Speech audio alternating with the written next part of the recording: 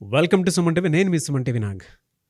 జనరల్‌గా పిల్లల్లో మనం గనక చూస్తే సపోర్ట్ సిస్టమ్ అనేది, కుటుంబ విలువలనేవి పిల్లల్లో గనక డెవలప్ అవ్వలేకపోతే ఏ విధంగా దెబ్బతింటాడు అని దాన్ని పిల్లలకి మనం ఎలా నచ్చచెప్పాలి? అంటే ఒక సపోర్ట్ సిస్టమ్‌ని చిన్నప్పటి నుంచే ఎలా బిల్డ్ చేయాలి?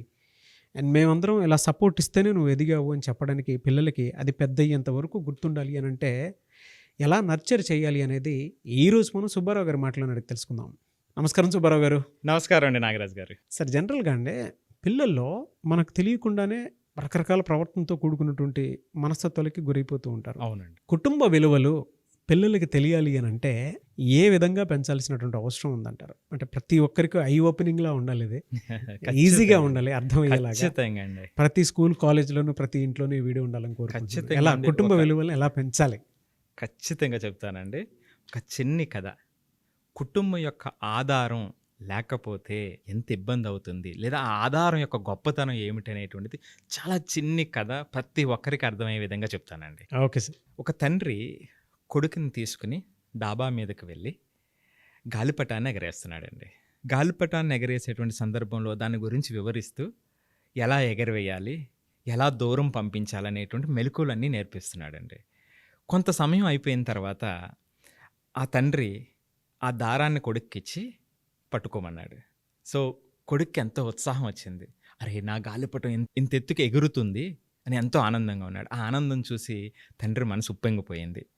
అలా కొన్ని సెకండ్లు అయిన తర్వాత అండి కొడుకు చెప్పాడు, నాన్న ఈ గాలిపటం ఈ దారం వల్ల ఎగురుతుంది కదా, ఈ దారం వల్లే అక్కడ వరకు వచ్చి ఆగిపోయింది కదా, ఈ దారాన్ని తెంచేస్తే ఇంకొంచెం ఎత్తుకు ఎదుగుతుంది కదా అన్నాడు.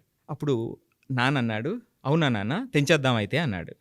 తెంచేద్దాం నాన్న అని కొడుకు ఉత్సాహంగా అన్నాడు. అయితే తెంచేద్దామని తప్పని తెంచేశాడండి. తెంచిన తర్వాత అది తెగినటువంటి గాలిపటం అక్కడి నుంచి ఇంకొంచెం ఎత్తుకు ఎదిగింది. ఆ పిల్లవాడు ఆ గాలిపటాన్ని చూసి ముఖం ఇంకొంచెం ఉబ్బింది. ఎంతో ఆనందంగా తయారైంది. చూసాడు, నా గాలిపటం ఇంకా ఎత్తుకు ఎగురుతుంది అని ఆనందపడుతూ ఉన్నాడు. ఆనందపడుతున్నటువంటి సందర్భంలో అదే క్షణాల్లో కొన్ని సెకండ్లు అయిన తర్వాత అది గెంగరాలు తిరుగుతూ అలా కిందకి పడిపోయింది. నేల కూలిపోయింది. ఎక్కడ పడిందో కూడా తెలియదు. ఒక్కసారిగా ఆ పిల్లవాడు బిక్కముఖం వేశాడు. ఇదేంటి నాన్న, ఇంకా ఎత్తుకు ఎగురుతుంది అనుకున్నాము, ఇదేంటి అలా పడిపోయింది, ఎక్కడ పడిందో కూడా తెలియదు అని అమాయకంగా తండ్రిని అడిగాడు. అప్పుడు తండ్రి చెప్పాడు, నాన్న, నువ్వు గాలిపటాన్ని తెంచేస్తే ఇంకా ఎత్తుకు ఎగురుతుందని అనుకున్నావు, కానీ ఈ గాలిపటం ఈ దారంతో కనెక్ట్ అయి ఉండటం వల్ల ఆ వచ్చేటువంటి గాలి ఒత్తిడిని తట్టుకుంటూ కొంచెం ముందుకు వెళ్తుంది. సో ఈ గాలిపటానికి దారం లేకపోతే అది పడిపోతుంది నాన్న అని చెప్పి ఇంకో గాలిపటాన్ని ఎగరేసి కొడుకిచ్చాడండి. Support system. సో దీన్ని మనం అర్థం చేసుకుంటే చాలామంది జీవితంలో కుటుంబంలో సమస్యలు ఉన్నాయి, లేకపోతే నాకు ఈ సమస్య ఉంది, ఆ సమస్య ఉంది, అందువల్ల నేను చేయలేకపోతున్నాను, నేను నా లక్ష్యాన్ని చేరుకోలేకపోతున్నాను అని చాలామంది అనుకుంటూ ఉంటారండి. సో అది కూడా ఇలాంటి గాలిపటం లాంటిది. కుటుంబం అనేటువంటిది మనకొక ఆధారం అండి. ఆ ఆధారాన్ని తెంచేస్తే ఆ గాలిపటం లాగే ఆ వ్యక్తి కూడా పట్టు తప్పి కింద పడిపోతాడు అనేటువంటిది ఈ కథలో ఉన్నటువంటి సారాంశం అండి. సో కాబట్టి కుటుంబంలో మన మీద చూపించేటువంటి ప్రేమ, సహకారం ఇవన్నీ కూడా మనకి ఆ దారం లాంటిది. సో ఈ కుటుంబం మనల్ని పట్టుకుని ఉంది అని అనుకోకుండా, సో అది ఆధారభూతం, అది లేకపోతే మనం పట్టు తప్పు పడిపోతాము అనేటువంటిది ప్రతి ఒక్కరూ గమనించాల్సినటువంటి విషయం అండి.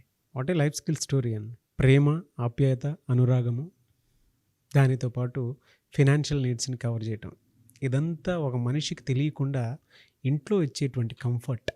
ఎస్. అండ్ ఒక మనిషిని తెలియకుండానే ఎమోషనల్గా కనెక్ట్ చేసేటువంటిది, ఆ స్ట్రెస్ని తీసేస్తుంది. ఎస్. ఇలా నాకు బాగా మీరు చెప్పేటప్పుడు డీప్ మీనింగ్ ఏమైనా అర్థమైంది అని అంటే, పిల్లవాడు తల్లి ఎప్పుడైతే ఇలా హక్కుని చేర్చుకుంటుందో పిల్లవాడిని చిన్నప్పుడు ఎత్తుకుని ఆపేస్తాడు. ఎస్. దాని వెనక ఏముందిరా అని అంటే ఈవెన్ సైన్స్ కూడా పర్ఫెక్ట్గా చెప్పలేదు. కరెక్ట్. ఇది అని తెలియనటువంటి ఎమోషన్. ఆ అబ్బాయి అంటే పిల్లవాడు ఏడ్చేటప్పుడు ఎవరి దగ్గరికి వెళ్ళినా ఆగడు, బట్ తల్లి దగ్గరికి వెళ్ళేటప్పుడు మాత్రం టక్కన ఆగిపోతాడు. 100% ఆగిపోతాడు. ఎస్. తెలియనటువంటి ఇమోషనల్ కనెక్టివ్ సిస్టమ్ అవునండి. నేచర్లో అంత పెద్ద బాండేజ్ దాగి ఉంది అంటే ఆ సీక్రెట్ వెనక కథలుగా మనం మాట్లాడుకోవాల్సినటువంటి విషయాలు చాలా ఉంటాయి. దాని వెనక ఏముందిరా అని అంటే తల్లి ఇచ్చేటువంటి ప్రేమ, ఆప్యాయత, అనురాగము, దానితో పాటు ఒక్కొక్క అంటే ఆ చల్లదనం అండి. అంటే ఆ తల్లి దగ్గర ఆ ఒడిలో ఆ చల్లదనం వేరే, అమృతం, ఆ ప్రపంచం. అమృతం. అవునండి, అవును. దానివల్లే పిల్లలు దారి తప్పిపోకుండా వెనకాల ఇవన్నీ నర్చర్ చేసుకుంటూ ఆ పెద్దవాడిని దారం. చేస్తేనే ఆ దారం Yes. పెద్దవాడిని చేస్తేనే ఇతను ఎదుగుతాడు. అవును, అవును. ఆ ప్రతి కుటుంబమే ఆ దారం. టీనేజ్లో ప్రతి పిల్లవాడికి మనం చెప్పాల్సినటువంటి మాట, చిన్నపిల్లలకు కూడా చెప్పాల్సినటువంటి మాట. టీచర్ అనిపించుకున్నారు సార్ ఏదైనా అంటే స్టోరీ అండి. బా నిజంగా చాలా అద్భుతంగా ఉంది సార్ సిరీస్ అయితే. Very happy for you. Thank you అండి, థ్యాంక్ యూ సో మచ్ అండి. ఒక్కసారి ఈ ప్రేమ, ఆప్యాయత, అనురాగం అనేటువంటి విషయాలు పక్కన పెట్టి ఏ పేరెంట్స్ అయినా సరే పిల్లోడిని నీ జీవితం నీదే అని చెప్పేసి వదిలేస్తే బిక్కమొహం పెడతాడు. ఎస్, ఇంట్లో వాళ్ళకి చెప్పుకోలేడు కానీ ఊళ్ళో ప్రతి 10 మందికి చెప్పుకుంటూ తిరుగుతూ ఉంటాను నన్ను వదిలేసారు ఎట్లా అని చెప్పేసి. అంత ఫ్రస్ట్రేషన్ ఉంటుంది. Yes, yes. బంధాలను వదులుకోవటం అంత ఈజీయా అండి? గాలిపటంలో ఆ దారం ఎప్పుడైతే కట్ చేశారో Yes. చూడండి ఎలా అయిపోయింది, నేల కూలిపోయింది. నెలకొల్పి మన పరిస్థితి కూడా అంతే. ఎగిరినట్టుగా అనిపిస్తుంది, మరుక్షణం అది కూలిపోతుంది. అనుకుంటామేమో మన చుట్టుపక్కల శ్రేయోభిలాషలు మనకి దొరికారన్నా కూడా దాని వెనక మన పేరెంట్స్ బ్లెస్సింగ్స్ ఉండటం వల్లే మనకు మంచి ఫ్రెండ్స్, మంచి శ్రేయోభిలాషలు దొరుకుతారు. ఎందుకంటే ఖచ్చితంగా. వీళ్ళ ఇమేజ్తో కూడుకున్నటువంటి నేమ్తో ఏదైతే ఉంటుందో వాళ్ళని మనం ఎగ్జాక్ట్. ముందుకు తీసుకొని వెళ్తూ ఉంటాము. ఆ ఇమేజ్తోనే మనం బ్రతుకుతాం స్కూల్లో కానివ్వండి, పెద్ద అయిన తర్వాత కానివ్వండి. అవును. ఇట్స్ అ గ్రేట్ అండి. చాలా మంచి story. Thank you you so అండి. Much Thank you so Subbarao much. Garu. No words. అయితే చాలామంది పిల్లలు ఇంట్లో ప్రవర్తన సరిగా ప్రవర్తించకపోవటము, ఫోకస్ తగ్గిపోవటము, ఇవన్నీ చూస్తూ ఉంటాము. ప్రతి పేరెంట్కి కూడా అపాయింట్మెంట్ తీసుకోవాలని చెప్పేసి అనుకుంటూ ఉంటారు. ఎందుకంటే పర్ఫార్మెన్స్ చాలా వీక్గా ఉంటుంది. అమ్మ అకాడమీ పర్ఫార్మెన్స్ వీక్గా ఉన్నా, లేదంటే పిల్లల్లో ఫోకస్ తగ్గిపోయినా, సరిగా చదవకపోయినా, రాయటం రాకపోయినా సరే ఒక ప్రొఫెషనల్ హెల్ప్ అనేది మీకు చాలా అవసరం. కౌన్సిలింగ్ అనేది కూడా చాలా అవసరం. మీరు దాన్ని తప్పుగా భావించవద్దు. ఎందుకంటే కొన్ని విషయాలు పిల్లలు మీ ముందు ఓపెన్ అవ్వకపోవచ్చు. స్కూల్లో చాలా యాక్టివ్గా ఉండొచ్చు. అక్కడ లేని అలవాట్లు మొత్తం మన ఇంట్లో తీసుకొచ్చి, అంటే మన ఇంట్లో లేని అలవాట్లు మొత్తం అక్కడి నుంచి ఇక్కడ తీసుకొచ్చి పాడైపోయే అవకాశాలు కూడా ఉంటాయి. బట్ దాన్ని ఎలా గుర్తించాలనేటువంటి దాని మీద అవగాహన ఉండకపోవచ్చు మీకు.